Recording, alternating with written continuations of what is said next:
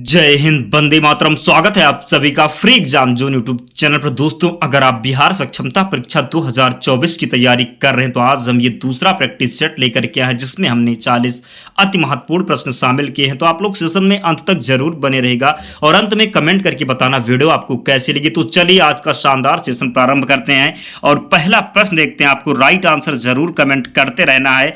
वह शासक कौन था जिसने राज सिंहासन पर बैठने के लिए अपने बड़े भाई सुसेन की हत्या की थी? पहला ऑप्शन है अशोक, सेकंड है अजातशत्रु, थर्ड है कनिष्क और फोर्थ है सिमुक। तो यहां पर जो राइट आंसर हो जाएगा अशोक।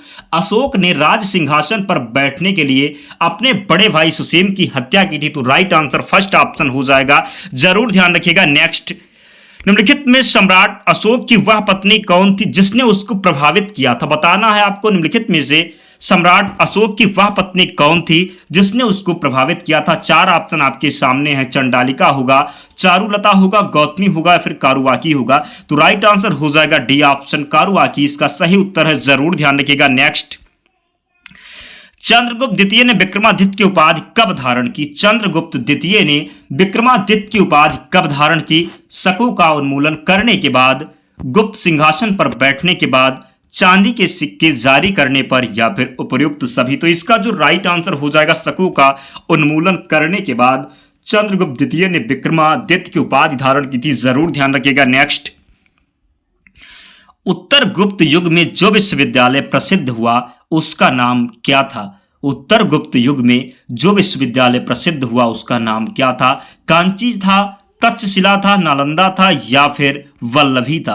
तो राइट आंसर हो जाएगा उत्तर गुप्त युग में जो विश्वविद्यालय प्रसिद्ध हुआ उसका नाम था नालंदा, जरूर ध्यान रखिएगा। राइट आंसर हो जाएगा नालंदा। नेक्स्ट, निम्नलिखित में से वह दिल्ली का सुल्तान कौन था जिसकी मृत्यु चौगान पोलो खेलते हुए हो गई थी? कुतुबुद्दीन ऐबक होगा, अलाउद्दीन खिलजी होगा, फिरोज शाह तुगलक हो जाएगा या फिर गयासुद्दीन तुगलक होगा। तो राइट आंसर आप लोग कमेंट करके जरूर बताएं। निम्नलिखित में से वह दिल्ली का सुल्तान कौन था जिसकी मृत्यु चौगान या फिर पोलो खेलते हुए मृत्यु हो गई थी? तो कुतुबुद्दीन ऐबक था, जिसे लाख बख्श के नाम से भी जाना जाता है, जरूर ध्यान रखिएगा। इसकी मृत्यु जो है चौगान खेलते समय हो गई थी, जरूर ध्यान रखिएगा। इसका नाम लाख बख्श के नाम से भी जाना जाता है, जरूर ध्यान रखिएगा। नेक्स्ट, दिल्ली के प्रथम सुल्तान कौन थे जिन्होंने दक्षिण भारत को पराजित करने का प्रयास किया? बताना है आपको दिल्ली के प्रथम सुल्तान कौन थे जिन्होंने दक्षिणी भारत को पराजित करने का प्रयास किया? कुतुबुद्दीन ऐबक, अलाउद्दीन खिलजी, नसरुद्दीन खुसरो शाह या फिर जलालुद्दीन फिरोज। तो इसका जो राइट आंसर हो जाएगा अलाउद्दीन खिलजी हो जाएगा। क्या हो जाएगा? तो अलाउद्दीन खिलजी वी ऑप्शन इसका सही उत्तर है, जरूर ध्यान रखिएगा। दिल्ली के प्रथम सुल्तान कौन थे? तो अलाउद्दीन खिलजी हो जाएगा जिसने दक्षिणी भारत को पराजित करने का प्रयास किया था, जरूर ध्यान रखिएगा। नेक्स्ट, पानीपत का प्रथम युद्ध कब हुआ था? बताना है आपको। 21 अप्रैल 1529 दिया हुआ है, 21 अप्रैल 1526, 20 अप्रैल 1527 या फिर 15 अप्रैल 1528। तो पानीपत का प्रथम युद्ध कब हुआ था? जरूर ध्यान रखिएगा। पानीपत का प्रथम युद्ध हुआ था 21 अप्रैल 1526 को। कब? 21 अप्रैल 1526 को पानीपत का प्रथम युद्ध हुआ था, जरूर ध्यान रखिएगा। नेक्स्ट, मुगल प्रशासन व्यवस्था में मनसबदारी प्रणाली को किसने प्रारंभ किया? मुगल प्रशासन व्यवस्था में मनसबदारी प्रणाली को किसने प्रारंभ किया था? शाहजहां, अकबर, जहांगीर या फिर बाबर। बात करें मुगल प्रशासन व्यवस्था में मनसबदारी प्रणाली की शुरुआत किसने किया था? तो अकबर के द्वारा किया गया था, जरूर ध्यान रखिए। दीन इलाही भी अकबर के द्वारा शुरू किया गया था। ये एक अनपढ़ शासक था, जरूर ध्यान रखिएगा। नेक्स्ट, मुगल काल की राजभाषा कौन सी थी? मुगल काल की राजभाषा कौन सी थी? उर्दू, हिंदी, अरबी या फिर फारसी? तो मुगल कालीन जो भाषा थी, मुगल काल की जो राजभाषा थी, ये फारसी थी, जरूर ध्यान रखिएगा। नेक्स्ट, सती प्रथा की भर्त्सना करने वाला मुगल सम्राट कौन था? बाबर, हुमायूं, अकबर या फिर जहांगीर? तो इसका राइट आंसर हो जाएगा अकबर। सी ऑप्शन का चयन जिसने भी किया है उसका सही उत्तर हो जाएगा। नेक्स्ट, भारतीय संविधान का आप किस प्रकार वर्णन करेंगे? आकार में मध्यम, बहुत छोटा एवं संगठित, विश्व के विस्तृत संविधान में से एक या लिखित संविधान नहीं है? तो बात करें भारतीय संविधान का आप किस प्रकार वर्णन करेंगे?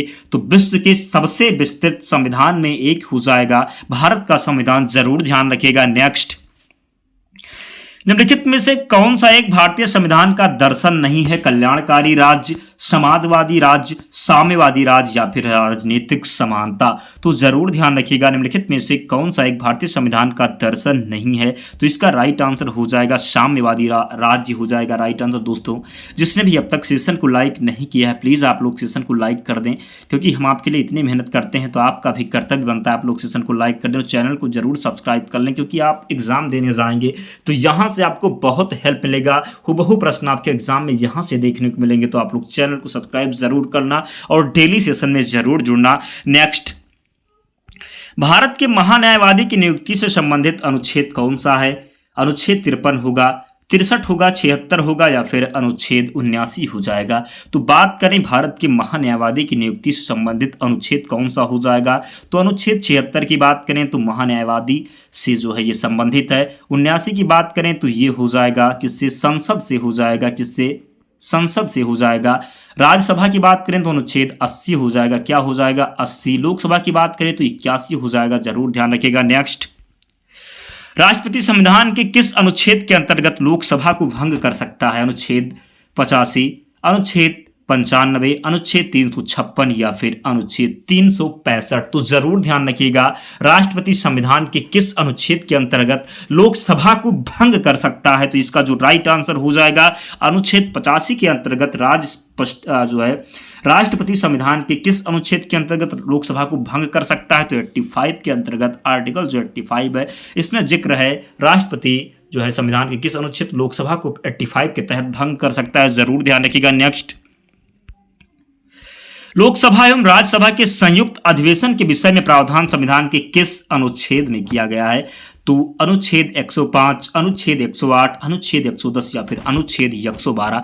तो इसका जो सही उत्तर हो जाएगा लोकसभा एवं राज्यसभा के संयुक्त अधिवेशन के विषय में प्रावधान संविधान के किस अनुच्छेद में किया गया है? तो इसका जो राइट आंसर है 108 है। जरूर ध्यान रखिएगा। 110 की बात करें तो धन विधेयक हो जाएगा और बजट जिसमें बजट शब्द का जो है बजट शब्द का तो उल्लेख नहीं, वित्तीय वर्ष जरूर इसमें है, तो अनुच्छेद 112 में हो जाएगा। नेक्स्ट, भारत की प्रथम खनिज नीति कब घोषित हुई थी? भारत की प्रथम खनिज नीति कब घोषित हुई थी? 1951, 1961, 1972 या फिर 1976। तो बताना है आपको भारत की प्रथम खनिज नीति कब घोषित हुई थी? तो 1951 में घोषित हुई थी भारत की प्रथम खनिज नीति। जरूर ध्यान रखिएगा। नेक्स्ट, भारत सरकार द्वारा नई राष्ट्रीय जो है खनिज नीति की घोषणा किस वर्ष की गई? बताना है आपको भारत सरकार द्वारा नई राष्ट्रीय खनिज नीति की घोषणा किस वर्ष की गई? तो 2008 में की गई। जरूर ध्यान रखिएगा। अगला प्रश्न है, सौरमंडल का सबसे बड़ा उपग्रह कौन सा हो जाएगा? टाइटन, मिरांडा, चंद्रमा या फिर गैनीमेड। सौरमंडल का सबसे बड़ा उपग्रह कौन सा हो जाएगा? तो जरूर ध्यान रखिएगा, गैनीमेड हो जाएगा। क्या हो जाएगा? तो गैनीमेड हो जाएगा। दोस्तों, मात्र 20 प्रश्न में आपका जो रिवीजन है कंप्लीट करवाया जाएगा, तो यार आप लोग चैनल को जरूर सब्सक्राइब कर लेंगे। बहुत कम समय में आपकी तैयारी जो है कंप्लीट करवा दी जाएगी, तो आप लोग चैनल को सब्सक्राइब करके जुड़ जाना और वीडियो को जरूर लाइक कर देना। अगला प्रश्न है, निम्नलिखित में से कौन से दो ग्रह सहोदर भाई के नाम से जाने जाते हैं? सहोदर भाई के नाम से कौन से दो ग्रह हैं जो जाने जाते हैं? तो आप लोग पढ़े होंगे जरूर, ये जो जाने जाते हैं अरुण और वरुण, ये सहोदर भाई के नाम से जाने जाते हैं। किसके नाम से? सहोदर भाई के नाम से जाने जाते हैं अरुण और वरुण। जरूर ध्यान रखिएगा। नेक्स्ट, सौरमंडल का सबसे छोटा ग्रह, कई बार प्रश्न एग्जाम में बना है, बुध, शुक्र, मंगल या फिर पृथ्वी। तो सौरमंडल का जो सबसे छोटा ग्रह है ये बुध हो जाएगा। क्या हो जाएगा? तो बुध हो जाएगा। जरूर ध्यान रखिए। शुक्र ग्रह की बात करें तो ये सबसे चमकीला ग्रह है। क्या है? तो चमकीला ग्रह हो जाएगा शुक्र। ध्यान रखना है। मंगल की बात करें तो ये लाल ग्रह है, इसको लाल ग्रह के नाम से जाना जाता है, प्रश्न एग्जाम में बनता है। पृथ्वी की बात करें तो ये नीला ग्रह के नाम से जाना जाता है। जरूर ध्यान रखिएगा। अगला प्रश्न है, मानव शरीर में भोजन का रक्त द्वारा अवशोषण कहाँ सर्वाधिक होता है? बताना है आपको मानव शरीर में भोजन का रक्त द्वारा अवशोषण कहाँ सर्वाधिक होता है? यकृत में, आमाशय में, छोटी आंत में या फिर बड़ी आंत में। तो इसका राइट आंसर हो जाएगा छोटी आंत हो जाएगा। मानव शरीर में भोजन का रक्त द्वारा अवशोषण कहाँ सर्वाधिक होता है? तो छोटी आंत में होता है। जरूर ध्यान रखिएगा। नेक्स्ट, प्रोटीन का पाचन कहां से प्रारंभ होता है? छोटी आंत, मुख, गुहा, ग्रास नली या फिर उदर। बात करें प्रोटीन का पाचन तो ये उदर से प्रारंभ हो जाता है। जरूर ध्यान रखिएगा। नेक्स्ट, बचे हुए भोजन में मौजूद विषैला पदार्थ का कौन सा अंग चूषण करता है आमाशय, अग्नाशय, वक्र या फिर यकृत। बचे हुए भोजन में मौजूद विषैला पदार्थ का कौन सा अंग चूषण करता है, तो यकृत इसका राइट आंसर है, जरूर ध्यान रखिएगा। नेक्स्ट, पेसमेकर का संबंध किससे है, गुर्दा, दिमाग, फेफड़ा या फिर हृदय। बात करें पेसमेकर की, जिसकी पेसमेकर का संबंध किससे है, तो पेसमेकर की बात करें तो ये हृदय से संबंधित है, जरूर ध्यान रखिएगा। नेक्स्ट, ऑस्ट्रेलिया महाद्वीप से होकर कौन सी अक्षांश रेखा गुजरती है, बताना है आपको। ऑस्ट्रेलिया महाद्वीप से होकर कौन सी अक्षांश रेखा गुजरती है, कर्क रेखा, मकर रेखा, विषुवत रेखा या फिर अंटार्कटिका रेखा, तो जरूर ध्यान रखना है, इसका जो राइट आंसर हो जाएगा ऑस्ट्रेलिया महाद्वीप से होकर कौन सी अक्षांश रेखा गुजरती है, तो मकर रेखा गुजरती है ऑस्ट्रेलिया महाद्वीप से होकर, जरूर ध्यान रखिएगा। नेक्स्ट, सर्वाधिक देश वाला महाद्वीप कौन सा है, एशिया, यूरोप, उत्तरी अमेरिका या फिर अफ्रीका, तो सर्वाधिक देश वाला जो महाद्वीप हो जाएगा ये अफ्रीका हो जाएगा। नेक्स्ट, अफ्रीका महाद्वीप में प्रभावित होने वाली सबसे लंबी नदी कौन सी है, जो अफ्रीका महाद्वीप में प्रभावित होती है वो सबसे लंबी नदी कौन सी हो जाएगी, तो आप लोग जरूर ध्यान रखिएगा, नील नदी हो जाएगी, राइट आंसर इसका। नेक्स्ट, निम्नलिखित में से किस महाद्वीप से होकर कर्क, विषुवत एवं मकर तीनों रेखाएं गुजरती हैं, बताना है आपको किस महाद्वीप से होकर कर्क, विषुवत और मकर तीनों रेखाएं गुजरती हैं, एशिया, अफ्रीका, उत्तरी अमेरिका या फिर दक्षिणी अफ्रीका, तो जरूर ध्यान रखिएगा अफ्रीका से होकर तीनों रेखाएं गुजरती हैं, जरूर ध्यान रखिएगा, कर्क, विषुवत और मकर तीनों रेखाएं अफ्रीका से होकर गुजरती हैं। नेक्स्ट, निम्नलिखित में कौन विश्व की सबसे बड़ी झील है, कैस्पियन सागर, अरब झील, सुपीरियर, विक्टोरिया झील, तो बात करें निम्नलिखित में कौन विश्व की सबसे बड़ी झील हो जाएगी, तो सुपीरियर झील विश्व की सबसे बड़ी झील है, जरूर ध्यान रखिएगा। नेक्स्ट, विश्व की सबसे बड़ी मीठे जल की झील कौन सी है, विक्टोरिया होगा, सुपीरियर होगा, बैकाल होगा या फिर मिशिगन हो जाएगा, तो इसका जो सही उत्तर हो जाएगा, जरूर ध्यान रखिएगा, विश्व की सबसे बड़ी मीठे पानी की झील जो हो जाएगी सुपीरियर झील हो जाएगी, क्या हो जाएगा, तो सुपीरियर झील हो जाएगा, जरूर ध्यान रखिएगा, आप सभी को निश्चित ही ध्यान रखना है। अगला प्रश्न है, भारतीय संविधान के अनुसार देश का प्रथम नागरिक कौन होता है, भारतीय संविधान के अनुसार देश का प्रथम नागरिक कौन होता है, राष्ट्रपति, लोकसभा अध्यक्ष, उपराष्ट्रपति या फिर प्रधानमंत्री। भारतीय संविधान के अनुसार देश का जो प्रथम नागरिक होता है राष्ट्रपति जी होते, कौन होते हैं, तो भारतीय संविधान के अनुसार देश का प्रथम नागरिक राष्ट्रपति जी होते हैं, जरूर ध्यान रखिएगा। नेक्स्ट, भारतीय संविधान के अनुसार संघ की कार्यपालिका शक्ति किसमें निहित होती, प्रधानमंत्री, राष्ट्रपति, संसद या फिर मंत्री परिषद, बताना है आपको भारतीय संविधान के अनुसार संघ की कार्यपालिका शक्ति किसमें निहित होती है, तो राष्ट्रपति में निहित होती है, जरूर ध्यान रखिएगा, राइट आंसर इसका सेकंड ऑप्शन हो जाएगा।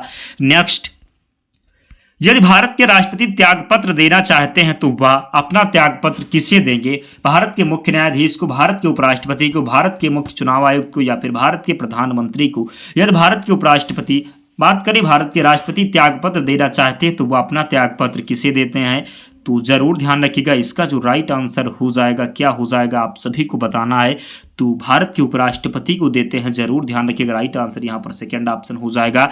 नेक्स्ट, स्वतंत्र भारत के प्रथम राष्ट्रपति कौन थे, स्वतंत्र भारत के प्रथम राष्ट्रपति कौन थे, सरदार वल्लभ भाई Patel, doctor Rajendra Prasad, doctor S Radhakrishnan, Pandit Jawaharlal Nehru, तो इसका राइट आंसर ध्यान रखना है आप सभी को, स्वतंत्र भारत के प्रथम राष्ट्रपति कौन थे, तो डॉक्टर राजेंद्र प्रसाद थे स्वतंत्र भारत के प्रथम राष्ट्रपति, जरूर ध्यान रखिएगा। नेक्स्ट, ठगी प्रथा के उन्मूलन से संबंध गवर्नर जनरल कौन है, जो ठगी प्रथा के उन्मूलन से संबंधित गवर्नर जनरल कौन है, कार्नवालिस होगा, बैटिंग होगा, डलहौजी होगा या फिर रिपन हो जाएगा, तो जरूर ध्यान रखिएगा, बैटिंग इसका राइट आंसर हो जाएगा, विलियम बैटिंग। ठगी प्रथा के उन्मूलन से संबंधित गवर्नर जनरल कौन सा हो जाएगा, तो विलियम बैटिंग है, जरूर ध्यान रखना है। नेक्स्ट, टीपू सुल्तान की राजधानी कौन सी थी, श्रीरंगपट्टनम, मैसूर, बेंगलुरु, भाग्यनगर। टीपू सुल्तान की राजधानी कौन सी थी, तो श्रीरंगपट्टनम थी टीपू सुल्तान की राजधानी, जरूर ध्यान रखना है। नेक्स्ट, अंग्रेजों का सर्वाधिक विरोध किसने किया, अंग्रेजों का सर्वाधिक विरोध किसने किया, राजपूतों ने, मुगलों ने, सिखों ने या फिर मराठों ने,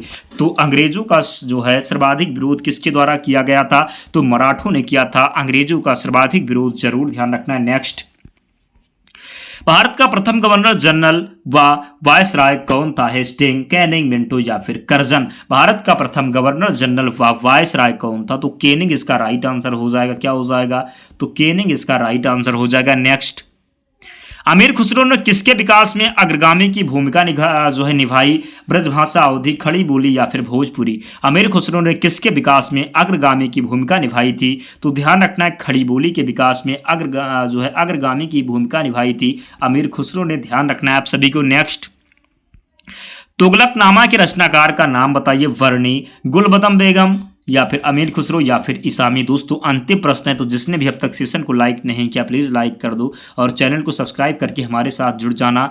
तुगलकनामा के रचनाकार का नाम बताइए। तो राइट आंसर इसका हो जाएगा अमीर खुसरो हो जाएगा। ध्यान रखना है आप सभी को, तुगलकनामा के रचनाकार का नाम आपको बताना तो अमीर खुसरो हो जाएगा, ज़रूर ध्यान रखिएगा दोस्तों।